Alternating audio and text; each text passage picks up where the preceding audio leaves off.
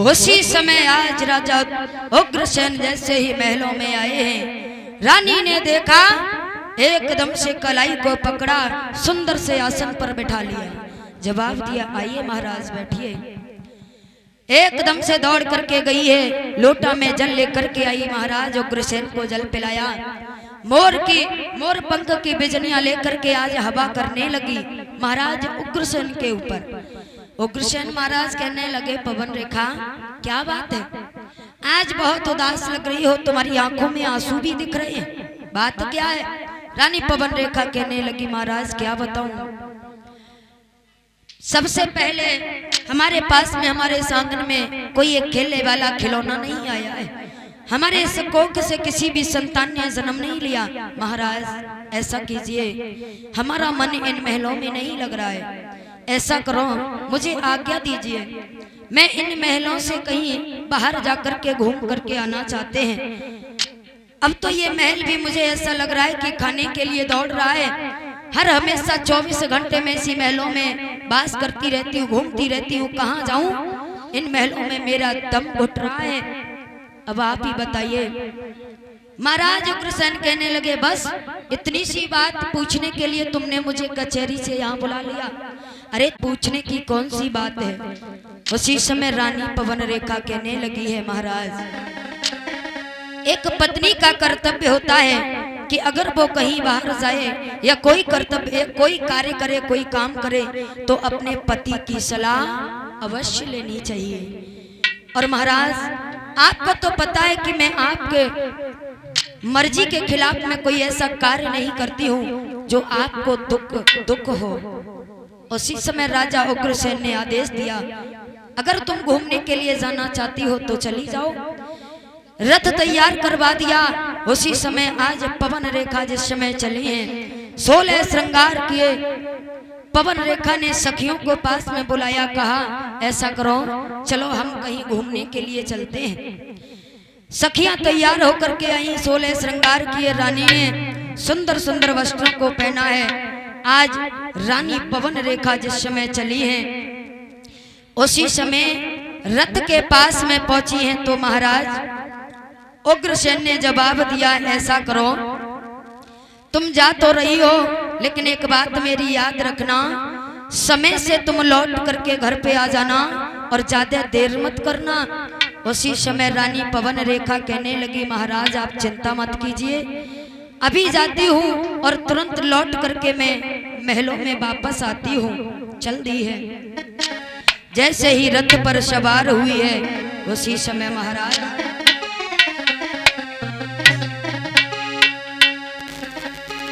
आज रानी पवन रेखा ने जैसे ही रथ को पकड़ा, कदम रखा है, उसी समय असगुन होने लगे। कैसे असगुन हो रहे हैं? कैसने धरो पे जनी पे पाँव, हाथ से बल्ली छूटी, अरे रथ में बैठे न पाई, गूंज जग नथ की टूटी।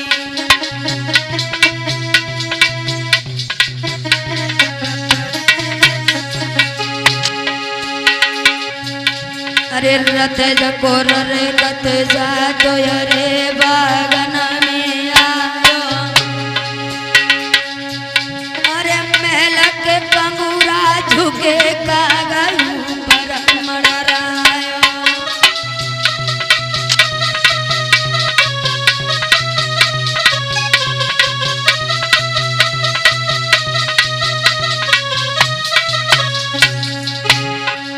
रानी पवन रेखा ने जैसे ही देखा, हाय बेदाता ये क्या मेरे साथ में हो रहा है? आज मैंने जैसे ही बल्ली को पकड़ा तो बल्ली टूट गई है, यहाँ तक नहीं हमारे नाक की बाली भी टूट गई। अब क्या करें, हमारे साथ में तो बड़े बड़े असगुन हो रहे हैं। अब हमें जाना चाहिए या नहीं जाना चाहिए? हमारी तो किस्मत ही खोटी है। बोली के मेरी बनी के बिगाड़ी दीनानाथ मेरी,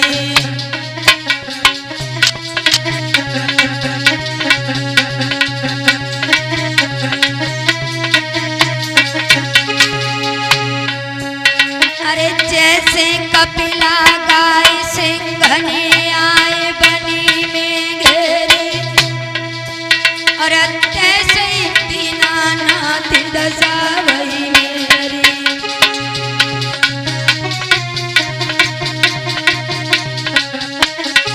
बोली दुखे हरियो द्वारिका नाथ शरण लई तेरी दुख।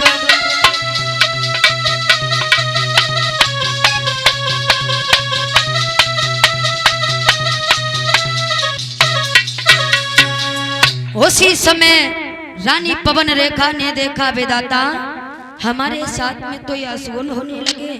मैंने जैसे ही घर से बाहर कदम रखा और जैसे ही मैंने रथ पर कदम रखा है तो रथ की बल्ली टूट गई है। ऊपर देखा तो काग मंडरा रहे हैं, सूखी डाल पर कौआ बैठे हैं, काव काव कर रहे हैं, अपनी बाड़ी को सुना रहे हैं। और परीक्षित महाराज एक बात याद रखना, पहले के समय में लोग बुजुर्ग लोग जो हैं पहले के समय में बड़ा ही अशुगुनों पर विचार किया करते थे। लेकिन परीक्षित महाराज उस समय देखिए, उस समय बड़े बड़े अशुगुनों पर विचार किया जाया करता था। क्यों? अगर बिल्ली रास्ते में रास्ता काट जाती है, हम और आप लोग कहीं बाहर जाते हैं तो अगर बिल्ली रास्ता काट जाए ना तो उस समय हमें और आप लोगों को वापस लौट जाना चाहिए, चाहे बेशक 5 मिनट बाद ही क्यों ना जाना चाहिए। सूखी डाल पर अगर कौआ काव काव करके अपनी बाड़ी को सुना रहा है तो उस समय समझ लीजिए कि बहुत बड़ा अशुगुन है, अशुगुन हमारे साथ में हो रहा है, यानी कुछ ना कुछ हमारे साथ में होने वाली है। और लेकिन परीक्षित महाराज उस समय बड़े ही अशुगुन पर गौर किया करते थे। लेकिन इस समय आज का जो समय चल रहा है, इस समय पर कोई भी नौजवान भाई अशुगुनों पर विश्वास नहीं करते हैं। अगर नौजवान भैया घर से तैयार होकर के बाहर निकले तो बिल्ली रास्ता काट गई, मैया ने देख लिया, माँ बोली बेटा रुक जाओ थोड़ी देर के लिए, जल पी लीजिए, उसके बाद में चले जाना। तुम्हारा देखो तुम्हारे आगे से बिल्ली रास्ता काट गई है, ये सही नहीं है। तो पता है भैया क्या जवाब देते रे, मैया ये तो तेरे जमाने की बात है, हमारे जमाने में ऐसा कुछ नहीं होता। लेकिन उस समय हमें ये संकेत देते हैं ये सब बिल्ली, कागा और परीक्षित महाराज। एक बात और याद रखना, अगर घर से कोई भी व्यक्ति या पति घर से बाहर नौकरी करने के लिए जाता है तो पत्नी अगर अपने आंखों से नीर को बहा दे, अपने आंखों से अगर अश्रु को बहा दे तो सबसे बड़ा यही तो अशुगुन माना जाता है। अरे हंसी खुशी से अपने पति को घर से विदाई करो, और पति कोई दूर थोड़ी ना नौकरी करने के लिए जाते हैं, पैसे पैदा करने के लिए जाते हैं। परीक्षित महाराज एक बात और बता दें, परदेश में बेटा रहता है ना तो पत्नी कहती है, पति पूछते हैं तुम्हारे लिए क्या लेकर के आए, तो पत्नी कहती है हमारे लिए कम से कम 4000 की साड़ी लेके आई हो, 4000 की, और ना लेके आई तो समझ रही हो। एक वो त्योहार आतो है लला, कौन सो त्योहार हो तो है, साल भर में एक ही दिन त्योहार। हाँ भाई बता रहे हैं, साल भर में कई दिन आतो है, कई दिन पूजा पाठ हो जाते हैं। वो त्योहार को नाम है करवा चौथ। करवा चौथ, हाँ। और करवा चौथ पे देखो कैसी कैसी शॉपिंग करती है हमारी मैया है, करती है कि नहीं। देखो 4,000 की साड़ी, और कहती हैं देखो हमारी पहली करवा चौथ होती है तो क्या कहती हैं, हमारे के लिए बढ़िया से सब श्रृंगार लेके आइयो, साड़ी लेके आइयो, और संग में एक निशानी जरूर लेके आइयो। कहती हैं कि नहीं कहती हैं भैया, हमें तो पता नहीं, आप लोग जानो। और ये बात हकीकत हमारे घर पे खुद होता है तो हम दूसरों की क्या कहें। कहते हैं कि अगर करवा चौथ पे तुम करवा चौथ खानो चाहो तो हमारे के लिए झुमकी बनवाए के लियो, ना तो हम करवा चौथ ना उपास रहे। और परीक्षित महाराज एक बात और बता दें, अगर माताएं बहनों को जिस चीज की जरूरत होती है पति से कहती हैं ऐसा करो हमारे लिए आज झुमकी आनी चाहिए या हार आना चाहिए, नेकलेस, और अगर कॉलर नहीं आया तो समझ लेना और परीक्षित महाराज पति देवता जैसे ही घर पे आए सो देखी हाय जे तो छूचे ही हाथ चले आए, ये कछुनाई लेके आए सो जे का करती है पता है, एकदम जाती है अंदर कमरा में और कुंडी लगाए के फिर देखो कैसो ड्रामा रचाती है। सही बात है कि नहीं? परदेश में अगर भैया नौकरी करते हैं, पति नौकरी, लड़का व्यक्ति कोई नौकरी करता है तो पत्नी से पूछता है तुम्हारे लिए क्या लेकर के आए, तो एक ही शब्द कहती है पत्नी, हमारे लिए 4-5 हजार की साड़ी लेकर के आना और हमारे बच्चों के लिए भी सुंदर सुंदर कपड़े लेकर के आना। लेकिन माँ से वही व्यक्ति पूछता है, माँ सबने अपनी अपनी मर्जी का बता दिया, लेकिन तू बता दे मैया तेरे लिए क्या लेकर के आई। तो माँ कहती है, लाला तू मेरे लिए कुछ मत लेकर के आना, तू केवल सही सलामत घर पे आ जा, वही मेरे लिए इतना ही काफी है। और जिस समय परदेश से लड़का वापस आता है ना घर पे, तो पत्नी दौड़ करके जाती है, परीक्षित महाराज जेब की तरफ देखते हैं, जेब ऊंची है कि ना है, ऐसो करो जितो कमाए के लायो सो हमें जल्दी से पकड़ा दो। लेकिन मैया देखती है लाला की चेहरे की तरफ, कहती है लाला तूने परदेश में जाकर के सिर्फ पैसा पैदा किया, तूने कुछ खाया पिया नहीं, यहाँ से तू गया था ना तो तेरा शरीर इतना सुंदर था, हष्ट पुष्ट था, लेकिन तू वहां गया परदेश में जाने के बाद में देख तेरा शरीर कैसा हो गया। एक माँ ही तो है जो अपनी संतान की चिंता करती है, फिक्र करती है। पत्नी तो केवल तुम्हारे जेब की तरफ देखेगी कि तुम्हारी जेब गर्म है या नहीं है, हमारे लिए क्या लेकर के आयो, जल्दी से बैग सदैव खकोए डालते हैं कि देखो हमने मंगाई 4-5 हजार की साड़ी सो लेके आए कि नहीं। तो परीक्षित महाराज कहने का मतलब, हर व्यक्ति अपने अपने स्वार्थ के लिए रहता है, जीता है, और बिना स्वार्थ का इस संसार में कोई व्यक्ति है ही नहीं, मतलब के बिना कोई नहीं। बोलिए गोविंद भगवान की। 551 रुपए मान्य श्रीमान जी कमलेश राजपूत जी चिलमिलैया निवासी, और 511 रुपए माननीय श्रीमान जी गोपाल राजपूत जी चिलमिलैया निवासी, ये श्रीमद् भागवत में दान कर रही है, भगवान से दीर्घायु की कामना। उसी समय कहने का मतलब, पहले के समय में लोग तमाम असगुनों पर विश्वास किया करते थे, और आज के समय में कोई भी नौजवान भाई असगुनों पर विश्वास नहीं करते हैं। तभी तो हमारे इस भारत देश में 70% माताएं विधवा के रूप में घूम रही हैं। हमारे इस भारत देश में 70% माताएं विधवा के रूप में घूम रही हैं। असगुनों पर विश्वास नहीं किया, बिल्ली रास्ता काट गई तो कोई बात नहीं, चल दिए, और आगे चल कर के परीक्षित महाराज पता नहीं क्या से क्या हो जाए। उसी समय आज पवन रेखा जिस समय आगे बड़ी आंखों में आंसू भर के बोली है सखियों से, सखियों पता नहीं हमारे साथ में क्या अनहोनी होने वाली है। जिस समय रथ पर सवार होकर के रथ आगे को चला, जंगल में पहुंचा है। अब रानी पवन रेखा ने जैसे ही देखा हरे हरे उस हरियाली को, जंगल को जैसे ही देखा तो शोभा को देखती ही रह गई, एकदम से रथ से नीचे कूद पड़ी। रानी पवन रेखा ने सखियों से कहा, ऐसा करो जल्दी से चलो, हम इस जंगल की शोभा को निहारते हैं। कितना सुंदर ये जंगल है, कितनी सुंदर सुंदर हरियाली है इस जंगल में। रानी पवन रेखा आगे चली, इधर पीछे पीछे सखियां जा रही थीं, लेकिन कुछ अकस्मात परीक्षित महाराज रानी पवन रेखा की जो सखियां थी वो बिछुड़ जाती है, वो दूसरी साइड में निकल जाती हैं, और रानी पवन रेखा दूसरी साइड में चली गई। शोभा को निहारते निहारते आगे बढ़ी तो उसी जंगल में एक दुर्मिलक नाम का राक्षस रहा करता था। दुर्मिलक नाम का राक्षस जिसमें रहा करता था, तो रानी पवन रेखा को जैसे ही दुर्मिलक नाम के राक्षस ने देखा तो इसका मन मोहित हो गया। रानी पवन रेखा को देखते ही इसका मन विचलित होने लगा। और माताओं एक बात याद रखना, दोपहरी के समय रानी पवन रेखा जंगल में गई थी। हमारे संसार में लड़कियों, जो हमारी बहनाएं आज इस हालत से गुजर रही है। क्यों गुजर रही है परीक्षित महाराज?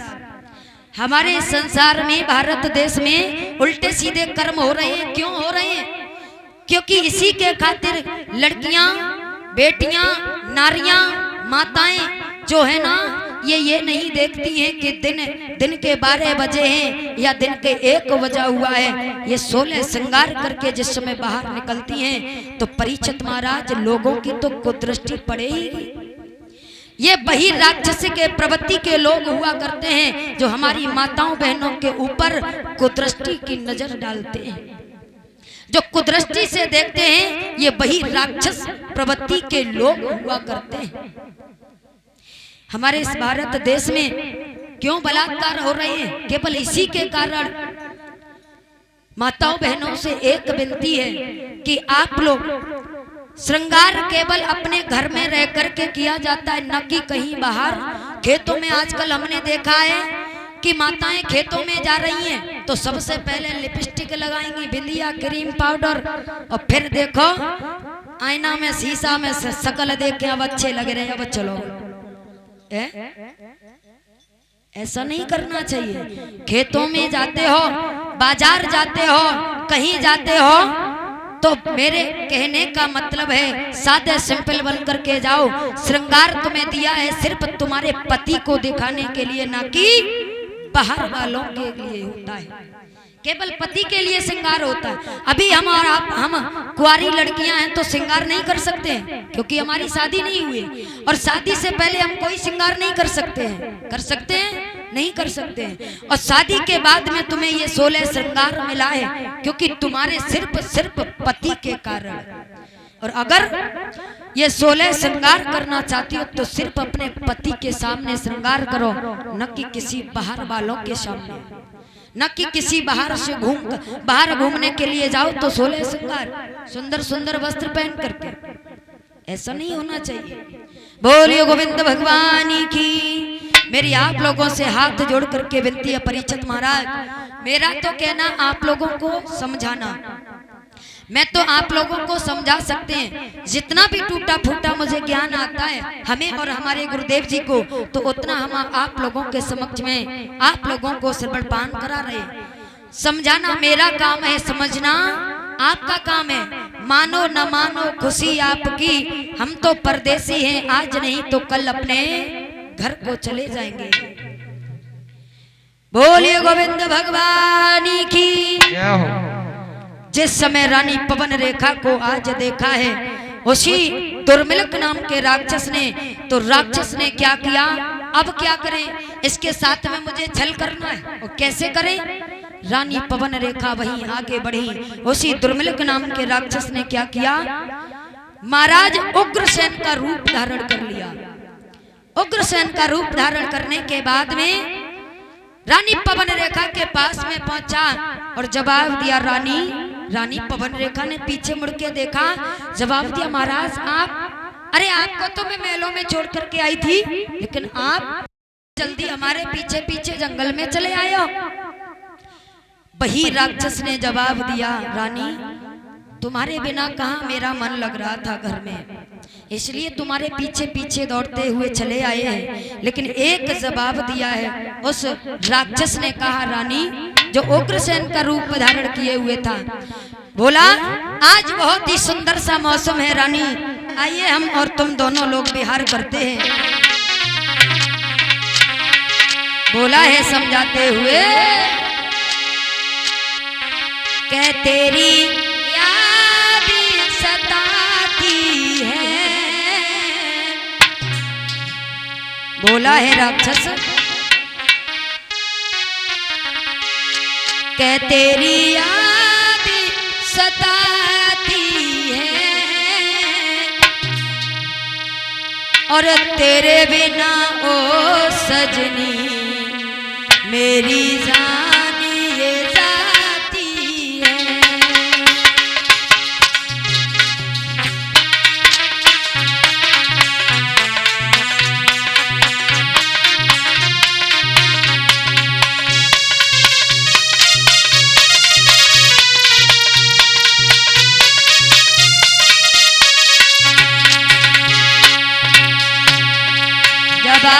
भैया सुनो, तुम्हारे बिना एक भी पल मन नहीं लग रहा था।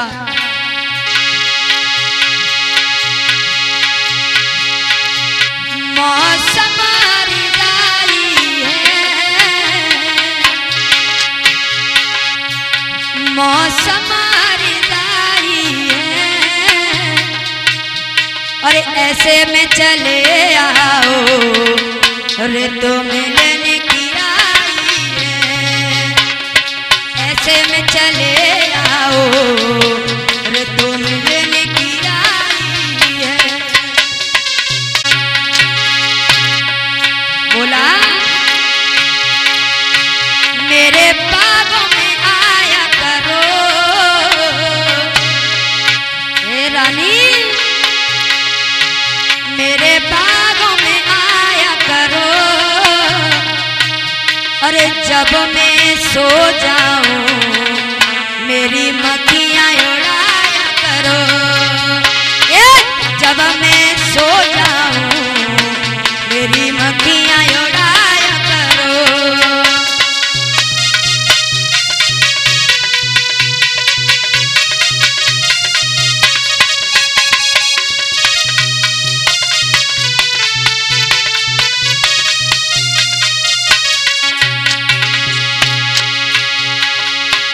तुम रोज नहाया करो रानी, तुम रोज नहाया करो, अरे मक्खी ज्यादा लगती है गुड़ थोड़ा ही खाया करो, ए मक्खी ज्यादा लगती है गुड़ थोड़ा ही खाया करो।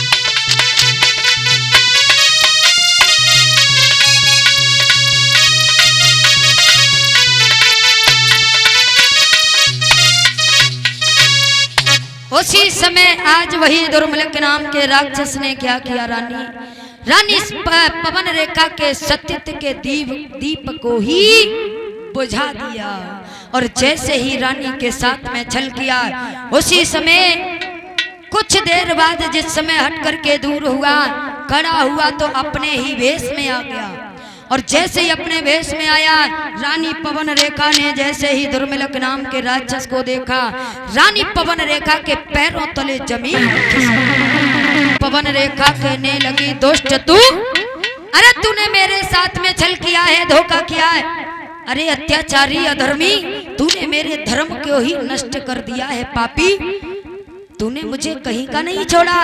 दुष्ट उसी समय समझाते हुए बोली अगर तूने मेरे सत्यत्व के दीप को नष्ट नहीं किया होता तो मैं तुझे अभी इसी क्षण श्राप दे करके तुझे यहीं पर भस्म कर दूंगा।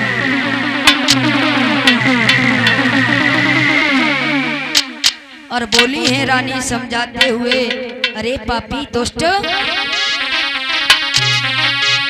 कि अरे तेरो हुई है सत्यानाश रे पापी धर्म बिगाड़ो मेरो।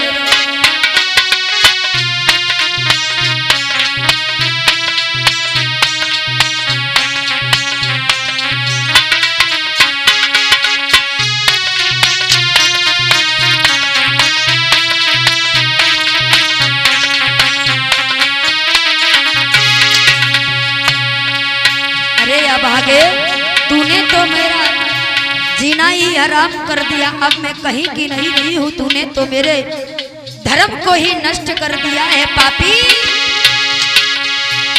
जो पहले जाना मैं लेती ते सब भस्म कर देती, जो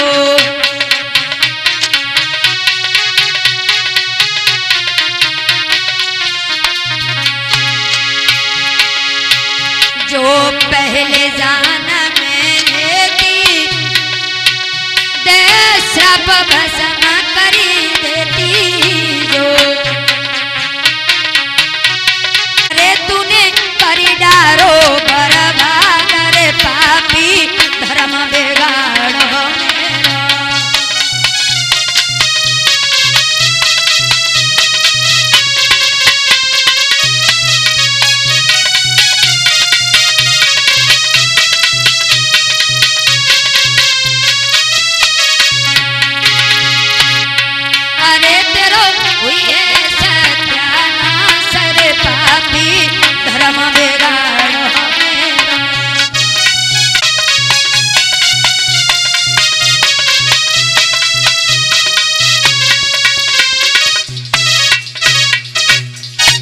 उसी समय महाराज जैसे ही आज दुर्मिलक नाम के राक्षस ने देखा, जवाब दिया, महारानी क्यों खामोखा परेशान हो रही हो?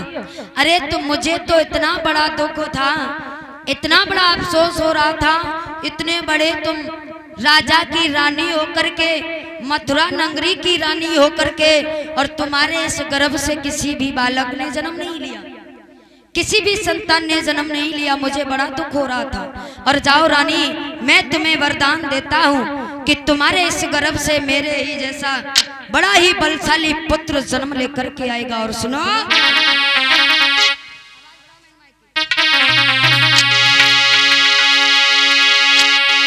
वही दुष्ट राक्षस कहने लगा है, रानी सुनो कि मेरे समान जोधा होगा कोई जगह में हरा ना पाएगा, और देवतन की तो कौन कहे वहाँ इंद्र हरा कर जाएगा।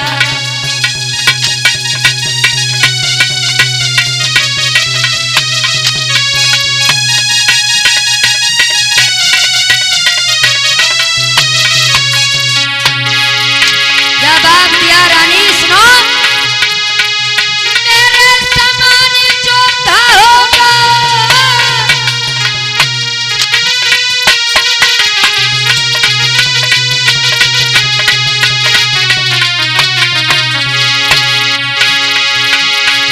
मेरे समान जोधा होगा कोई जगह में हरा न पाएगा, देवतन की तो कौन कहेगा इंद्र हार कर जाए।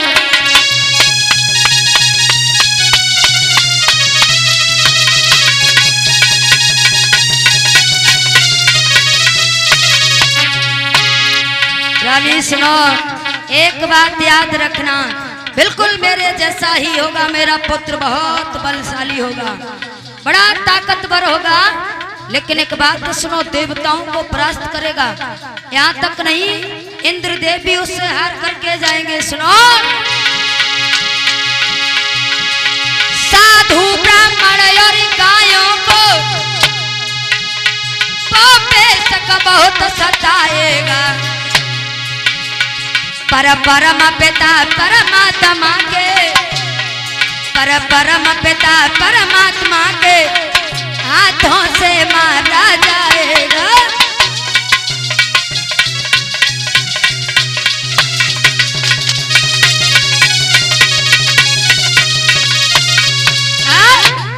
उसी समय जवाब दिया, देखो रानी, मेरे जैसा बड़ा ताकतवर, बड़ा बलशाली मेरा बेटा होगा, देवताओं की तो छोड़ो, इंद्र हार करके जाएगा, लेकिन साधु गायों ब्राह्मणों पर बहुत अत्याचार करेगा। पर एक बात है, उसे मारने के लिए स्वयं परम पिता परमात्मा को इस पृथ्वी लोक पर अवतार धारण करके आना होगा, और उन्हीं परम पिता परमात्मा के हाथों से उसका वध होगा।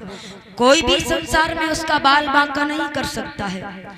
इतनी बात कही है। उसी समय रानी पवन रेखा चली है, वहां से आगे बढ़ी है, सखियों की खोज करने लगी। सखियों ने देखा, सखियों ने पूछा, जवाब दिया।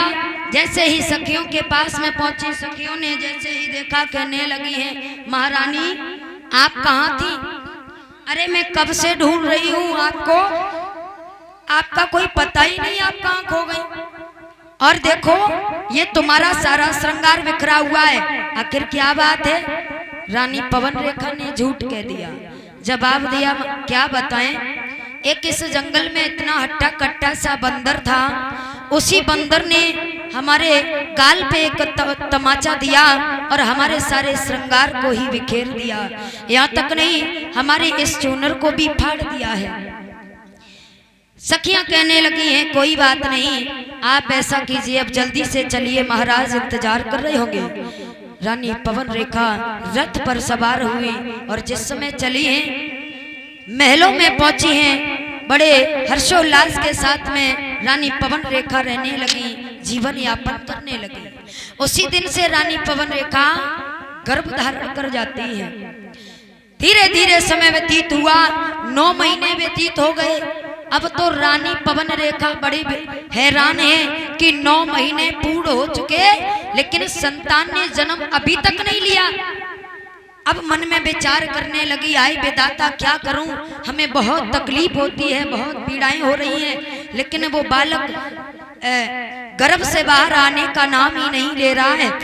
उसी समय महाराज धीरे धीरे इसी प्रकार से दिन देखते देखते 10वां महीना चालू हो गया।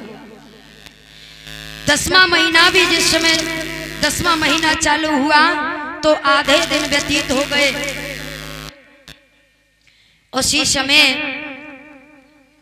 जिस समय आया तो आज एक बड़े ही सुंदर से बालक ने जन्म लिया है। और महाराज जैसे ही बालक ने जन्म लिया, बड़ी ही संकटों से, बड़ी ही मुसीबतों से उस बालक ने जैसे ही जन्म लिया तो एकदम से आंधी तूफान आया है।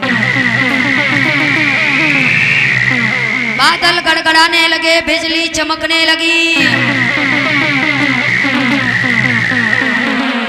और परीक्षित महाराज, अगर ऐसे समय में अगर कोई, आप लोग समझ लेना, अगर ऐसा समय है, बादल गड़गड़ा रहे हैं, बिजली चमक रही है, बारिश हो रही है, तो ऐसे समय में आप लोग जान लीजिए कि किसी पापी का जन्म हुआ है या किसी पापी का वध हुआ है। बोलिए गोविंद भगवान की। भोज रात जिस समय ये बालक पैदा हुआ तो ऐसा ही नहीं मारा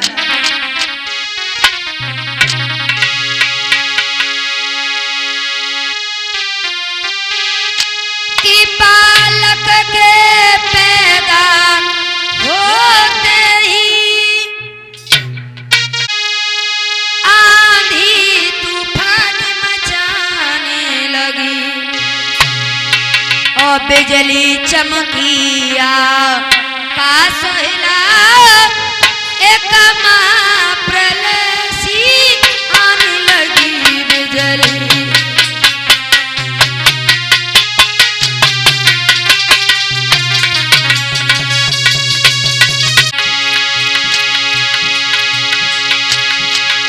बालक के पैदा होते ही, हाँ होते ही आंधी तूफान मचाने लगी, बिजली चमकिया का सहिला एक महाप्रलय सी आने लगी।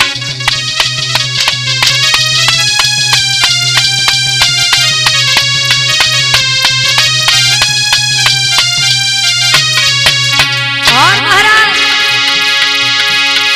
घन घन करके घमरो मरे उठा, घनयो मरे उठा, धड़कने लगी धुन धरनी की। आया यो वाल तालाबों में हिल गई पार जमुना जी की।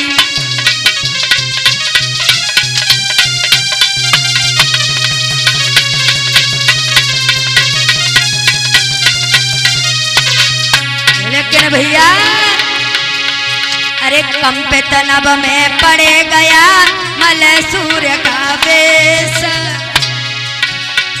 अरे घोर घड़ी नक्षत्र में पैदा हुआ नरेश।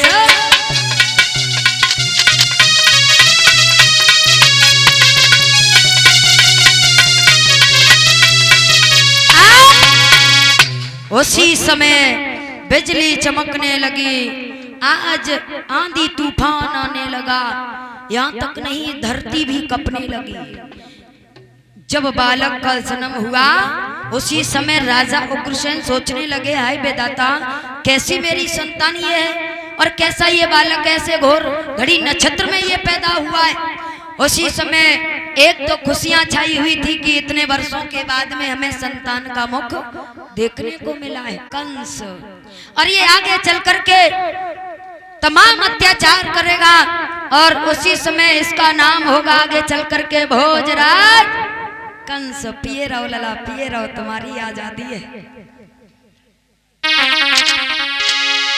आते हैं सभी भक्त बोलेंगे 2 लाइनों में। कहां गए अरुण भैया? बैठे हैं कि नहीं बैठे हैं?